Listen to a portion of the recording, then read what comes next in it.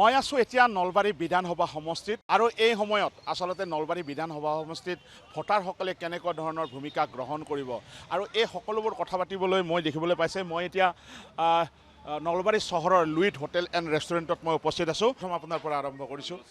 ইতিমধ্যে নিৰ্বাচন আহি পালে, এইবাৰ কেনেকুৱা দেখা পাইছে বা ভোটাৰ হিচাপে কি ক'ব এই সময়ত? উন্নয়ন যি দলে কৰিছে সেই দলকে আমি ভোট দিম বুলি আমি প্ৰস্তুতি ইতিমধ্যে চলাইছোঁহে, আমাৰ অন্তৰৰ ভিতৰত আছে।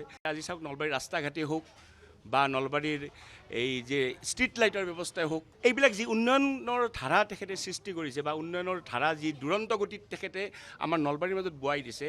আমি জানো যে ইয়াত জয়ন্ত মল্লবৰুৱাৰ বাহিৰে আমি বেলেগ আমি চিন্তা কৰিব পৰা অৱস্থাত নায়েই। মইতো ভাবোঁ এইবাৰৰ যিটো আমাৰ বিধানসভা নিৰ্বাচন, এই নিৰ্বাচনটো একপক্ষীয় নিৰ্বাচন হ'ব। কাৰণ এইবাৰৰ আমাৰ এই যোৱাবেলিৰ বিধায়ক বা বৰ্তমান বিধায়ক যে আমাৰ জয়ন্ত মল্লবৰুৱা ডাঙৰীয়া আছে, মোৰ এতিয়া বৰ্তমান ৬৮ বছৰ বয়স, কিন্তু নলবাৰী চহৰখনত আগতে আমি যিটো দেখিছিলোঁ যে নিজে অলপ লজ্জাবোধে কৰিছিলোঁ বাহিৰৰ পৰা আহি বেলেগ মানুহ আনিলে।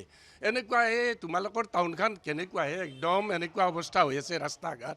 কিন্তু এতিয়া আমি নলবাৰীৰ ৰাইজে আমি এতিয়া গৌৰৱবোধ কৰিব পাৰোঁ। আমাৰ সমষ্টিত যিয়ে উন্নয়ন কৰিব তাক আমি ভোট দিব লাগে। আৰু ইতিমধ্যে ৰাস্তাই ঘাটে বজাৰে চুকে কোণে আমি য'তেই বহোঁ যাকে সোধে জয়ন্ত মল্লবৰুৱা ডাঙৰ যথেষ্ট কাম কৰিছে। নলবাৰীৰ বাসিন্দা আমি এইকাৰণে কৈছোঁ, মোৰ ঘৰ বালিগড় খাজাৰাত।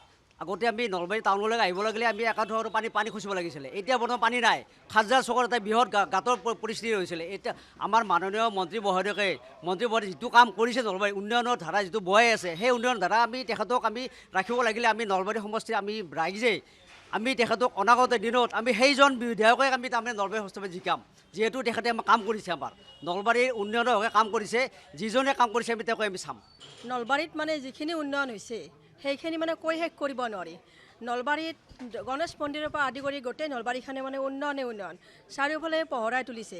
ক'ব লগা আচলতে ভাষাই নাই। যিমানখিনি উন্নয়ন হৈছে সেইবিলাক স্বচক্ষে সকলোৱে দেখা পাই আছে। আৰু উন্নয়ন বোলতে আমাৰ এইটো আহে, যিটো সময়ত মহিলাই ওলাই আহিব ভয় কৰিছিল, সেই সময়ত আৰু এই সময়ত বহুত ডিফাৰেঞ্চ। আমি যেতিয়া কলেজত আহোঁ MNCত, তেতিয়া একাঠো পানী আমি নিজে পেণ্ট উঠাই পেলাই কলেজ আহোঁ। আৰু এতিয়া MNCৰ সন্মুখৰে গ'লে আমাৰ এনেকুৱা হয় আমি ক'ত আছিলোঁ আৰু ক'ত এতিয়া আছোঁ। পৰিৱৰ্তনটো আচলতে নলবাৰীত বিশেষকৈ জয়ন্ত মল্ল ডাঙৰীয়াৰ অধীনত যিমানখিনি হৈছে সেইখিনি লেখত ল'বলগীয়া। জয়ন্ত মল্লবৰুৱাদেৱৰ নেতৃত্বত যিখিনি উন্নয়ন হৈছে সেইখিনি আগতে কেতিয়াও হোৱা নাই। আৰু তেখেতে অনাগত দিনত মন্ত্ৰী হ'লে যিখিনি উন্নয়ন হ'ব তাক লৈ আমি গৌৰৱান্বিত। নলবাৰীত সাহিত্য, কলা, সংস্কৃতিকে ধৰি বাট পথ তথা নলবাৰী চহৰখন পোহৰ কৰাৰ ক্ষেত্ৰত জয়ন্ত মল্লৰ উচ্চ চিন্তা চৰ্চাই চৌদিশে পোহৰ কৰিছে।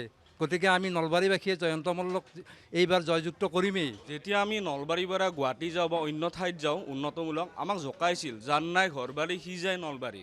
কিন্তু এই যোৱাটো 5 বছৰত যিটো পৰিৱৰ্তন হৈছে নলবাৰী ৰাস্তা, আজি এটা কথাই কওঁ, আজি য'ত আমি চাহ খাই আছোঁ 5 বছৰ 6 বছৰ আগত ইয়াতে পানী উঠিছিল, এইটো ৰাস্তাদি যাব পৰা নাছিল। যিটো উন্নতিকৰণ কৰিলে আমাৰ শ্ৰদ্ধাৰ মন্ত্ৰীগৰাকী জয়ন্ত মল্লবৰুৱা ডাঙৰীয়া, তেখেতকো ধন্যবাদ জনাইছোঁ।